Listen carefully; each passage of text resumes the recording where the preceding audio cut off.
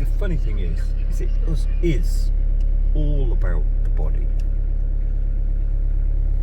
The one thing I care about, I was listening to the dreadful Michael Mosley thing, and he was talking about if you're take a piece of string, measure your height, and divide the piece of string in half, and if that doesn't go around your waist, you've got a problem.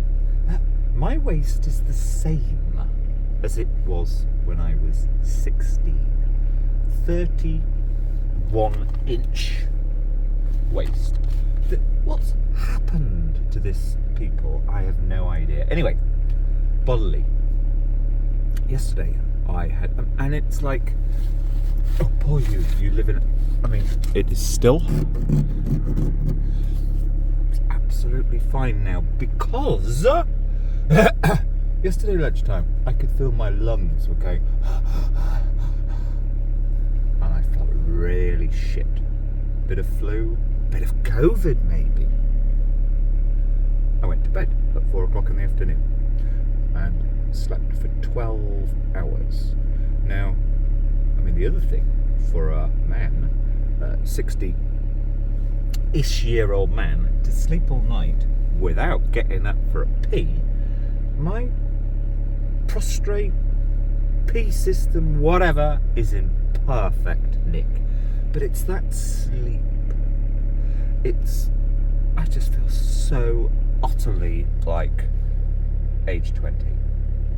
Sometimes in the winter, we still within us have deep systems that require us to adhere to the evolutionarily adaptive systems that we have, which is in the winter, sleep a hell of a lot more. I woke up with a memory item this morning that astonished me. I'll come back to that later. But also, last night, is it charging up? Yep. I have to keep that phone next to my heart because it's a much older one that the battery doesn't last, but I turned that on. I actually woke up. Yeah, I woke up at 4 o'clock after 12 hours sleep. Okay, my bladder lasted 12 hours without a pee. And I put on the only person, literally.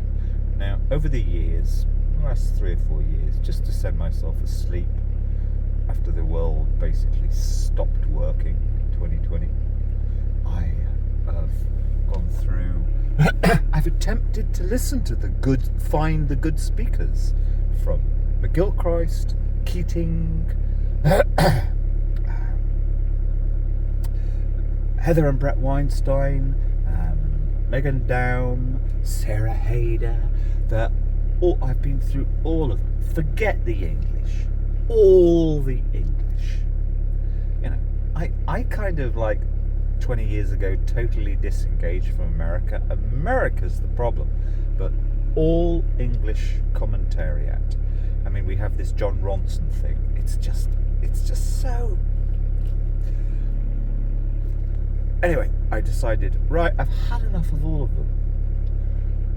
Go back to the only one who communicates well, but also there's this magical quality. His ego, his spirit does not get in the way, despite him being very handsome. Sean Carroll. And I listened to a great one last night. And the point of it is because he communicates well, because he does not put in hype, because he has an element of sardonicism. It works, but nothing's changed in 30 years. I mean, he puts it down. Him and his, I can't remember who his communicant was, who was also pretty good, but younger. But the younger just need to just settle down and listen to the greats. Sean Carroll, it's like, there is a 1% chance that things are really not at all as we see them. But this was in the Murray Gell. Anyway, I'm going to write a short essay about that, but it's really good. The point being that it makes me sad when people put somebody important to me put up 5 or 6 months ago, oh, maybe we all live in a hologram. Well, you've got to be a bit more thoughtful than that. You've got to, and it's hard because there are so many bad commentators, so many bad scientists, and Sean Carroll, who I followed for 4 or 5 years. He was one of the 4 or 5 great finds of 2020 when let's find something to do different in the evenings. New Start. Yeah, Sean Carroll. He's really, really great. He communicates well, and he's a proper, I think he's an MIT or Caltech professor, and he speaks properly about, he helps us through the probabilities of whether or not we live in a multi-dimensional system, etc., etc., etc. And he's just got a little bit too much ego to say, guess what? We actually know nothing more now than we knew 30 years ago. Or 100 years ago, or 1,000 years ago. Anyway, off we go.